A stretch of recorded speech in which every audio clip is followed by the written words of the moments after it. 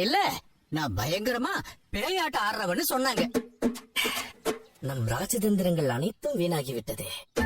Sir, உங்க பொண்டாட்டியோட சண்டை வந்தா எப்படி சரி பண்ணுவீங்க? ஐயோ, அது பெரிய அது எப்படி சார்? அதெல்லாம் அப்படிதானே, நீங்க கிளம்புங்க. அந்த ரகசியத்தை சொல்ல. வீரவேல் அல்வா மறைச்சிடலாம்.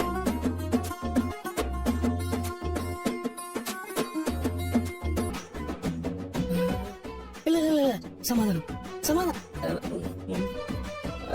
ஒண்ணு இல்ல, பல கூட சொன்னேன். இந்த சொல்லலையா? இல்லையே. சும்மா இருக்கிற இங்க வரு. அதுக்கு தான் நான் வெள்ளை கொடியோடு வந்திருக்கிறேன். பேச உங்ககிட்ட பேய் மாதிரி ஆடி இருக்கேன். வீட்டுக்குள்ள வந்து பாசமா பேசுற மாதிரி. கொஞ்சம் ஜாலியா பேசினா அடுத்த சவாரியும் புக் பண்ணுவாங்கல்ல. ஓஹோ, அடி திட்டுறதா? மீனா இதேதான் எழுப்புவோம் அப்படின்னு ஆரம்பிச்சு அவங்க பொண்டாட்டிய பத்தி அவங்களே அவங்க புருஷ ரியாச எப்பா பார்த்தாலும் கிண்டல் பண்ணி தாக்கிதான் பேசுவாங்க. கூவாங்க வரவங்க கிட்ட என் புருஷன் ஒரு முரட, அவர் ரவுடி, ஒரு பிசாசு, ஒரு பூத. நான் கஸ்டமர் கிட்ட இப்படி ஜாலியா பேசினாதான் சவாரி நிறைய வரும், காசு பாத்தியா உனக்கு பிடிச்ச அல்வா. இதுக்கு மேல எப்படி சமாதானப்படுத்துறதுன்னு எனக்கு தெரியல மீனா. இந்த அல்வாவை அல்வா சாப்பிடலாமா? இங்க வேண்டாம். வேற எங்க? இந்த செட்டப் நல்லாதான் இருக்கும்.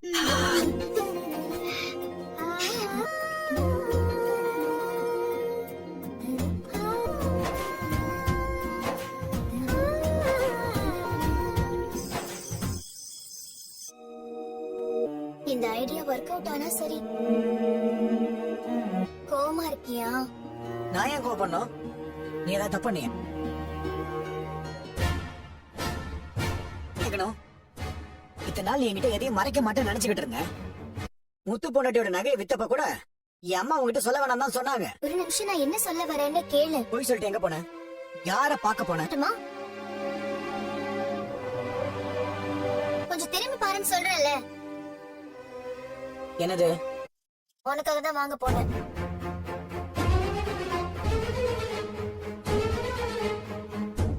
தாம்பரம் சொன்னாங்க. அவரைதான் நான் பாக்குறதுக்கு ஒருத்தங்க அந்த சாமியார பத்தி சொன்னாங்க. உனக்காக நான் அவரை பாக்குறதுக்கு நல்லது நடக்கும்.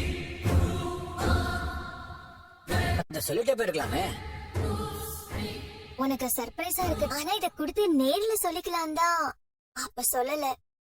இதெல்லாம் எதுக்குன்னு நீ கேட்ட? உனக்கு இதுல நம்பிக்கை இல்ல. நீ அந்த சாமியார் சொன்ன மாதிரி இப்படி ஷர்ட் எல்லாம் போட்டதுக்கு அப்புறம் தான் வலிக்கிற மாதிரி தான் இருக்கு.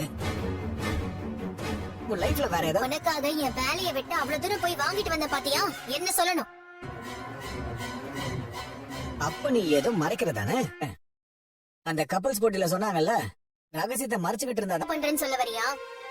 இல்ல அஃபேர் வச்சிருக்கியான்னு கேக்குறியா? உனக்காக நான் இதை வாங்க போன பாரு. உன்கிட்ட நான் என்னத்தை மறைக்க போறேன்? அப்பான்னு ஒருத்தர் இருந்தும் அவர் இல்ல. உனக்கு எதுவுமே ப்ராப்ளம் வந்துடக்கூடாது. நீ என்ன நம்ப வேண்டாம். அந்த சாமியாரோட நம்ப பண்ணிட்டு உன் ஒய்ஃப் சொன்னா நம்ப மாட்டல. நீ யாரோ சொன்னா நீ நம்புவ. சாமி, நான் காலையில உங்க இடத்துக்கு வந்திருந்தேனே. கருங்காலி கதைகளி எல்லாம் சொல்லிட்டு இருக்கேன். எனக்கு ஒண்ணுமே புரியல. ஆமா சாமி. இப்ப எதுக்கு நீ காலை கட் பண்ணி விட்ட? இரு, நான் திரும்பி நீயும் வரும். நாளைக்கு சப்போஸ் நீ எனக்கு கால் பண்ணி நான் போனை எடுக்காம இருந்தா சாரி, அழாத. என்கிட்ட நீ பல போட்டுக்கிட்டா உனக்கு ஸ்ட்ரெஸ் எல்லாம் குறையும், நிறைய நல்லது நடக்கும். அது புரிஞ்சுக்காம சாரி ரோகிணி. எப்படி சர்ப்ரைஸ் ஆகும்?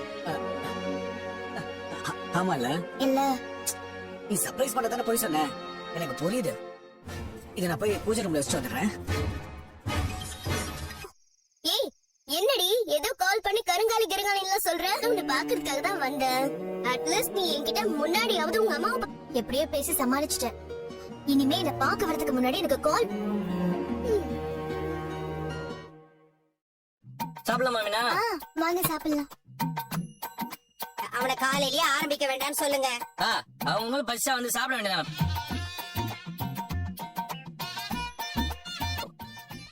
கருங்காலி சரியாதான் பாருக்குது. நம்பறான்.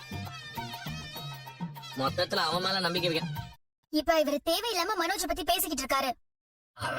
நான் நாளுக்கு நாள் வளர்ந்துகிட்டே போறேன்ல, அந்த போற எங்க வாங்க சாப்பிடலாம் வாங்க. இந்தப்பா பாட்டி அனுப்பிச்சு வச்சிருக்காங்கப்பா. ஆமாண்டா 4 மூட்டை அடிச்சு. Thanks sir.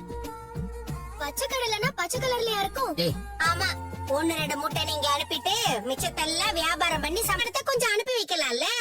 அவங்க இங்க தனியா தானே இருக்காங்க. அம்மாவுக்கு அனுப்பிச்சு வச்சிருக்கிறியா? அவங்க ஆசையா இங்க பாருப்பா எவ்வளவு ஃப்ரெஷ்ஷா இருக்கு பாருப்பா. அப்பா 4 மூட்டை அனுப்பி அனுப்பிட்டு மத்தது எல்லாம் கொஞ்சம் கொஞ்சமா தெரிஞ்சவங்க யாரோ அவங்களுக்கு அனுப்பிச்சு வைக்க வேண்டியதா. அதுக்கு அம்மா அனுப்பிச்சு வச்சாங்க. இப்படி தோட பாட்டி எப்பவுமே அப்படிதான்பா. நான் கூட கேட்பேன், மண்ணுல விளையிறது இந்த உலகத்துல இருக்க எல்லாருக்கும் சொந்தம்டா சொன்னாங்க. கேட்டியா? ஓகே, நானும் இதுல கொஞ்சம் எடுத்து பர்ஃபி செஞ்சு பார்த்து ட்ரை பண்ண போறேன். நான் பொருள் வாங்கினா பச்சை கடலை ஃப்ரீன்னு கொடுப்பேன். வியாபாரத்தை பத்தி என்ன படிச்ச நீ? இந்த வியாபாரம் ஏன்பா இவ்வளவு பெரிய தத்தியா இருக்கிறான் இவனை? நானும் வித்யாக்கு கொடுக்கணும், அப்புறம் என் கிளைண்ட்ஸுக்கு எல்லாம் கொஞ்சம் கொடுக்கணும். இங்க, கொஞ்சம் அமைதியா இருங்க.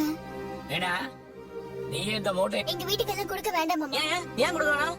அங்க யாரும் கடலை மென்னுட்டு நானும் கொஞ்சம் எடுத்துக்கிறேன்ப்பா. செட்ல பசங்களுக்கு கொடுக்கணும். இப்போது கடலை சாப்பிட்டா நல்லது. பா, வேணும்னா உங்களை ஒரு 4 இந்த மாதிரிதான் 4 பேர் இஷ்டத்துக்கு எதையாவது பறிப்பு. கிருஷ்ண பாத்து கொடுக்கறதுக்கு.